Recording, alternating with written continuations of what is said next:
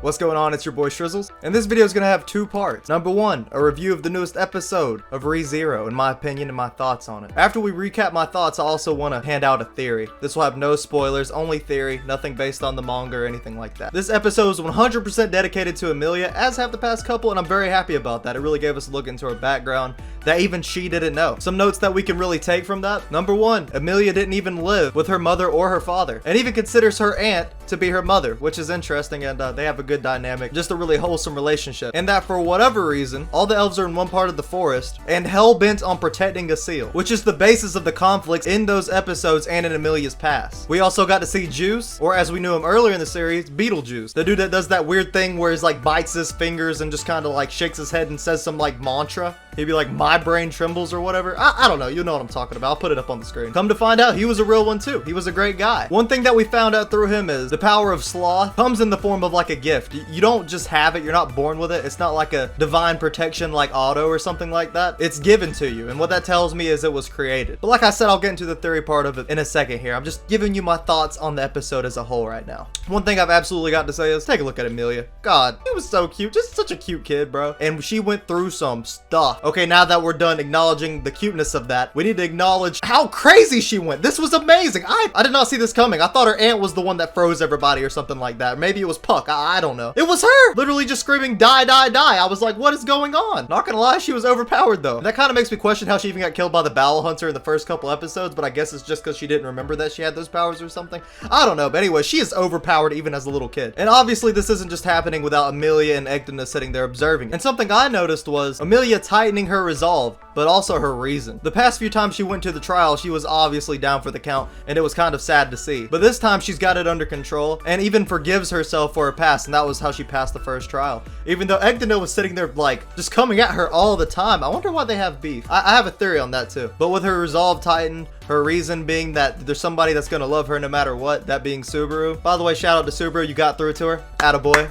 It really just shows the tightening of that bond and what you can overcome whenever somebody else believes in you, and that she's finally not alone, which is great. So overall, I love the newest episode. It was great. I really enjoyed it. We saw Juice turn into a bad guy, not for bad reasons, or how that one meme goes, you are a bad guy, but that does not mean you are a bad guy. And I honestly can't wait to see how the other two trials go. According to Egdena, it's going to be a lot easier, and it pisses her off in a way. But yeah, it was a great episode, and I'm sure you all enjoyed it too. Now to the theories. I took a few notes, put them together, and I came up with something like this. Let me know how you feel about it. Let me know about your own theory down in the comments below if you have one. Those notes that I took being, Emilia has the key, Egdena hates Emilia, and powers like sloth can be given to other people. Now what does this tell me? First of all, we have to look at the motive for why Egdena hates Emilia. What could that possibly be? Well, if there was one person in the world that Egdena would absolutely despise, it would be Satella, the witch that slaughters other witches. Now, you may be thinking that's just because it's her mom, but I have a different theory. And obviously, this brings me to the fact that Emilia has the key to the seal.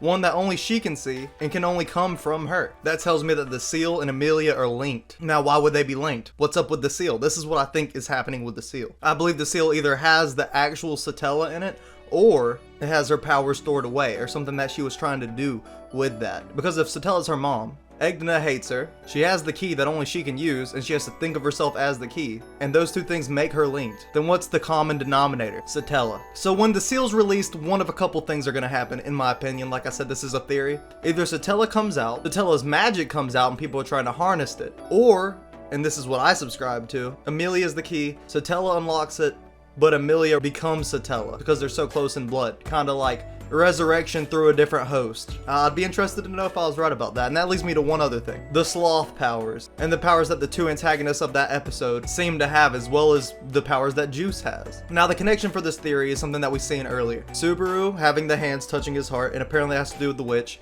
as well as Juice having those, except he gives himself the power with a box. And that makes me think that all these powers that were given were from the witch Satella, or they were manifested before she was sealed away, in a way that maybe her disciples could actually get her out. So basically all the villains that they were fighting have powers that Satella gave to them. And how did she get those powers? To me, she got those powers from killing the other witches, and then condensing them into a stored way that people can use them, like Juice did, except the villain already have those. And this brings me to my final theory. The reason that those two are so unbelievably powerful and immortal. It's one thing to just be powerful and have the power of like pride or sloth or gluttony or something or another, but it's a whole nother story to straight up be killed, but then come back to life or basically be immortal. And I think that came from her killing Egdena and taking her work and making them immortal, like she did the few keepers of the sanctuary with the pink hair. You know what I'm talking about. They're up on the screen with the name because I can't remember right now. And with that said, if I'm right about this, I will 100% make a video in the future saying I was right, and that's just gonna be the title. But I can't wait to see. Y'all let me know your thoughts down below.